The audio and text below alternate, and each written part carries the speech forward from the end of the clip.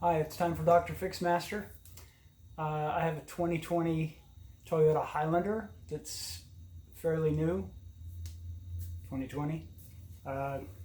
In the old days, it used to be that when it came time to do very routine maintenance procedure, changing the oil, all you had to do was drain the oil, undo the drain plug, drain out the oil into a pan, replace the filter, go to AutoZone and buy a cheap metal one like this, and fill it back up with oil, and you're done.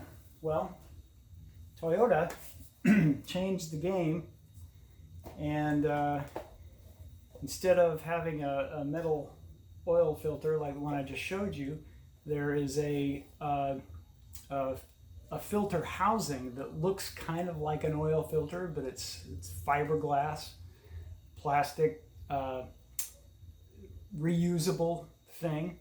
I'm going to show you in a minute what that looks like.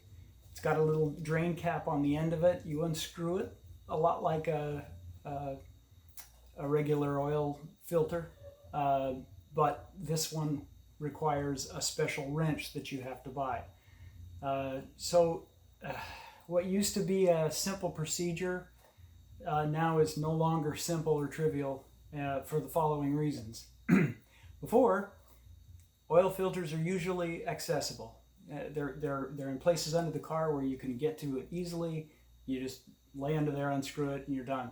Now, on this 2020 Highlander, this oil filter kit is covered by a cover that you can't even see it. So you have to take out, I believe it's 3 10mm bolts and a few clips, plastic clips that require a special prying tool. I'll show you one of those. I'll also show you the special filter wrench. So you got to take that cover off just so that you can see the thing first. And there are videos online where you can see pictures of this, but it's pretty self-explanatory if you lay under the car and look for the cover, take the cover off. It's not too bad, but it's just a hassle to have to remove a cover just to get to this stuff. Now, what's nice about this new system is that inside of this filter housing is what gets replaced during an oil change, which is nothing more than a couple of O-rings. So here's the whole kit. You see a filter element. This the old one gets thrown away, the new one gets put in. There's a couple of O-rings and then a little throwaway plastic piece that you use to push into the filter housing when you take the cap off the bottom, and that allows the oil to drain out of the housing, so that you can get it drained of oil before you remove it, so it doesn't make such a mess. But that's the new procedure. It's not trivial.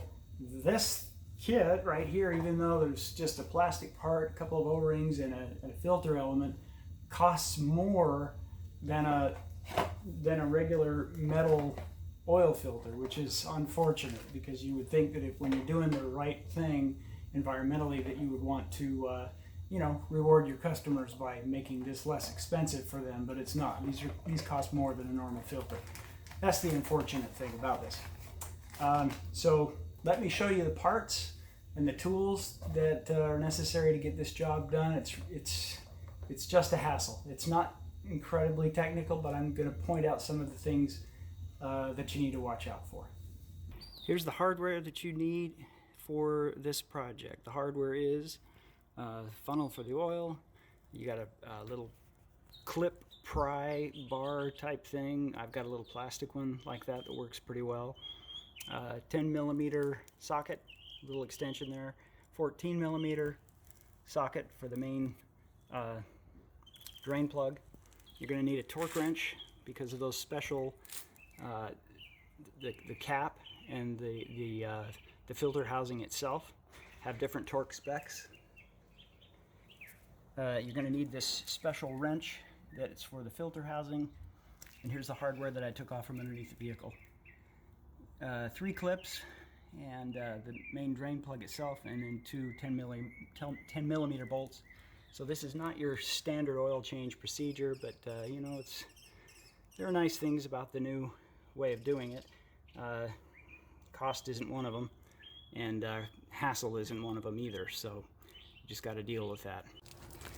Here is the filter housing for my 2020 Highlander. This is what happened to it.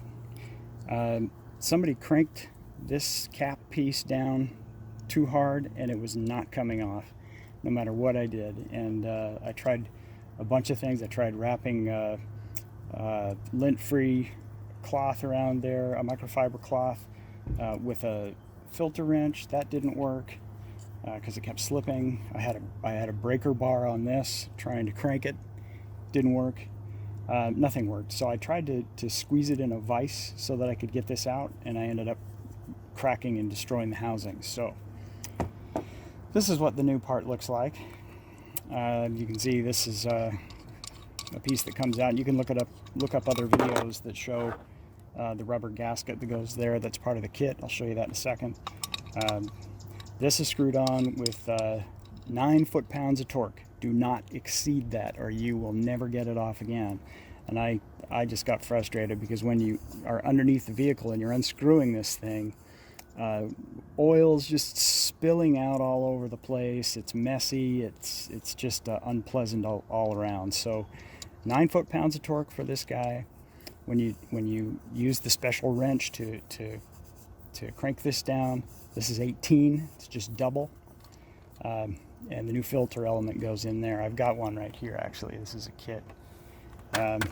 So there's a rubber gasket that goes on this part.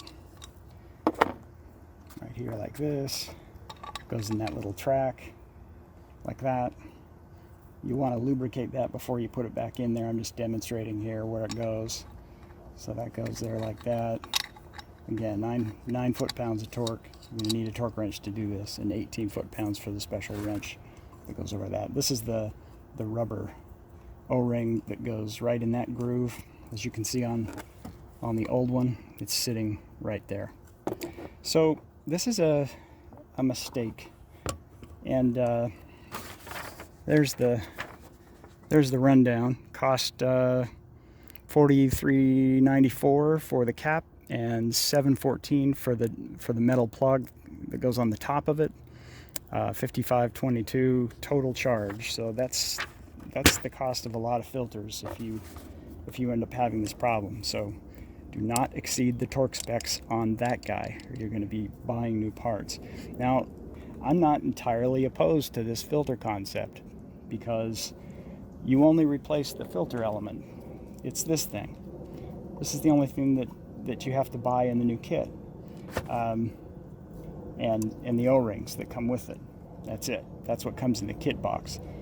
This is an equivalent Chinese knockoff that's less expensive, and that's really my main gripe is that Toyota did this design, and it's great for the environment because you don't have a metal canister on it every time, and you're throwing that away. So this does away with the metal canister, which is great. When you first do this procedure, basically underneath the vehicle, this comes off, and you stick this guy up inside of here, and what that does is it breaks a seal that's going on in there, and the oil can spill out in a controlled fashion, and that's the best way to undo that. So that's the rundown, and yeah, good luck with your own little projects.